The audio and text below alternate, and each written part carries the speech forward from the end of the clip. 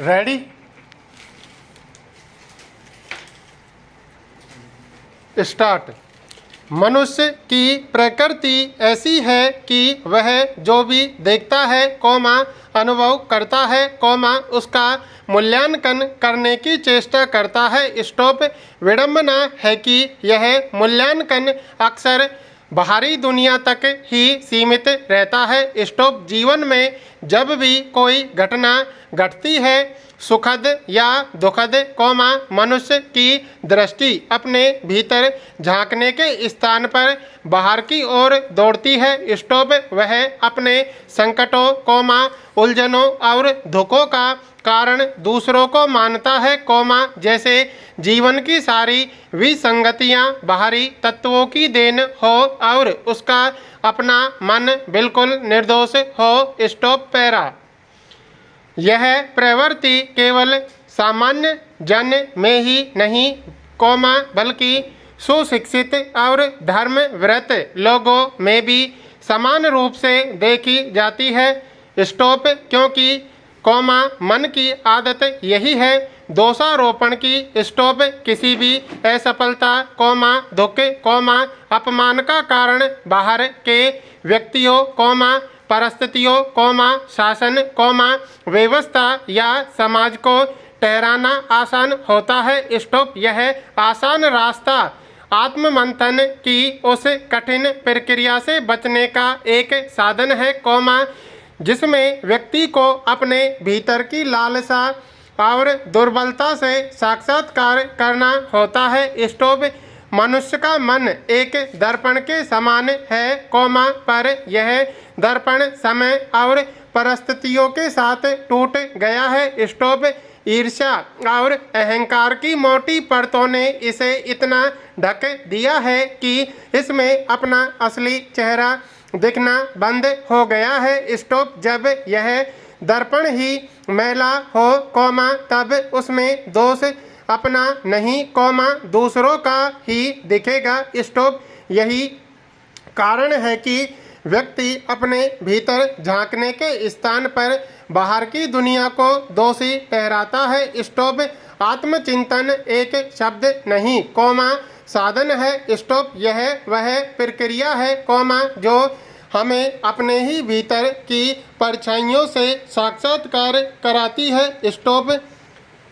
यह हमें बताती है कि हमारी प्रतिक्रियाएं, भावनाएं, पीड़ा और यहाँ तक कि हमारे निर्णय भी हमारे ही अंतःकरण की उपज हैं। स्टॉप। जब आत्मचिंतन के दीप से भीतर का अंधकार उजाला बनता है, तब जीवन का वास्तविक आलोक सामने आता है। स्टॉप। हमें यह समझना होगा कि दूसरों के दोष गिनाना सहज है, पर अपने दोषों को देखना कठिन, क्योंकि आत्मस्वीकृति में साहस चाहिए, अपने ही भीतर के राक्षसों से लड़ने का हौसला चाहिए। स्टॉप। पर जब हम एक बार भीतर झांकना शुरू करते हैं, तो हमारी चेतना का एक ऐसा नया अध्याय आरंभ होता है,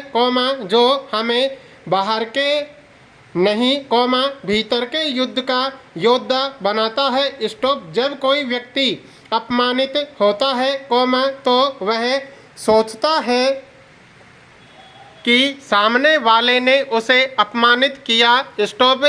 मगर वह आत्मचिंतन करे, तो पाएगा कि उसका अहंकार, उसकी अपेक्षाएं, असंवेदनशीलता, ये सब मिलकर उसे उस अपमान का अनुभव कराती हैं। स्टॉप। यह अनुभव बाहरी नहीं, भीतरी है। स्टॉप। दुख का स्रोत बाहर नहीं, भीतर है। स्टॉप।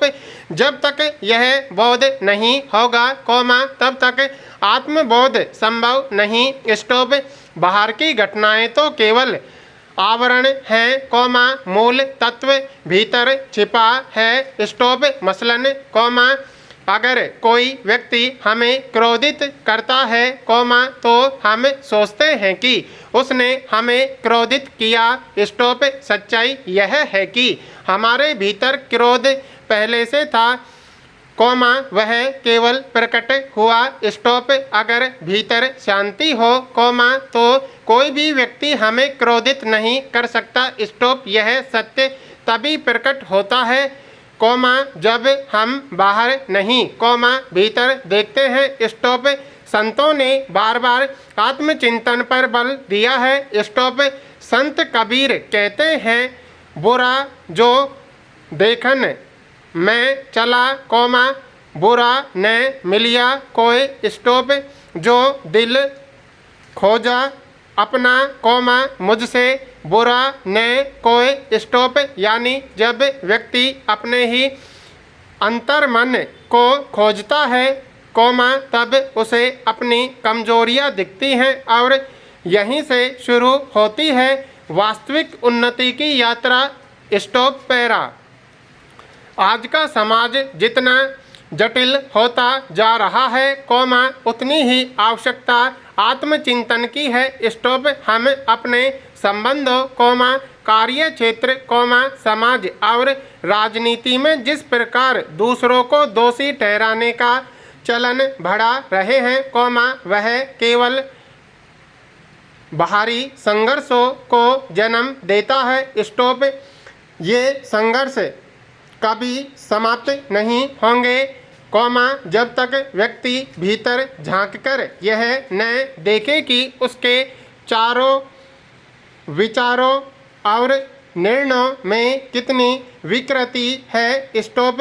आत्मचिंतन से जीवन की दिशा और दृष्टि दोनों बदलती है। स्टॉप। जो व्यक्ति पहले केवल दोष देखता था, कौमा वही अब कारण देखता है। स्टॉप। यह अंतर सूक्ष्म, कौमा लेकिन प्रभावशाली है। स्टॉप। जब व्यक्ति अपने भीतर की अशांति को पहचानता है, कौमा तभी वह बाहर की शांति की कामना छोड़कर भीतर की शांति की साधना करता है। स्टॉप।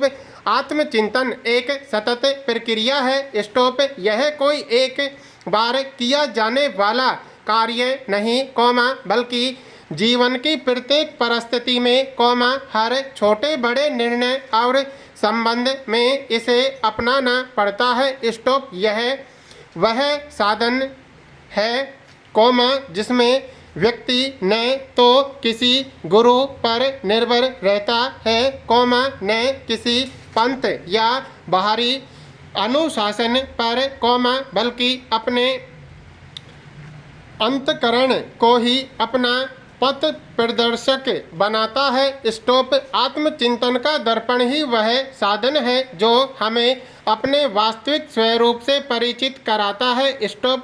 यह हमें सिखाता है कि बाहर की दुनिया केवल प्रतिबिंब है, मूल स्वरूप हम खुद हैं। स्टॉप। जब यह बोध होता है, कौमा तब जीवन की दिशा बदलती है और व्यक्ति केवल घटनाओं का शिकार नहीं रहता, कौमा बल्कि जीवन का सर्जक बन जाता है। स्टॉप। पैरा।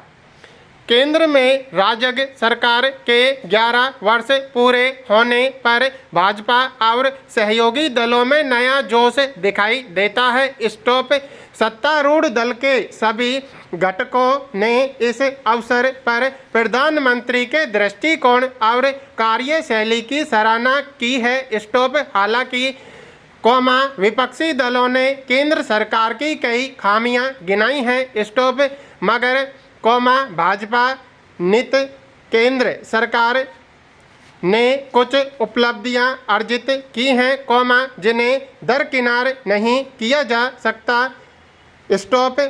उज्ज्वला योजना और आयुष्मान भारत के लोगों को काफ़ी राहत मिली है। स्टॉप। केंद्र सरकार ने कई ढांचागत निर्माण कराए, कौमा जिनमें नए संसद भवन का निर्माण भी है। स्टॉप। इस दौरान देश ने महामारी का सामना किया, कौमा पर हमारी अर्थव्यवस्था मजबूत बनी रही। स्टॉप। मगर, कौमा सरकार के सामने अभी कई चुनौतियां हैं। स्टॉप। जिनसे पार पाना होगा। स्टॉप। सिर्फ पिछली उपलब्धियों का गुणगान मात्र से देश विकास के पथ पर आगे नहीं बढ़ पाएगा। स्टॉप। क्या स्पीड हुई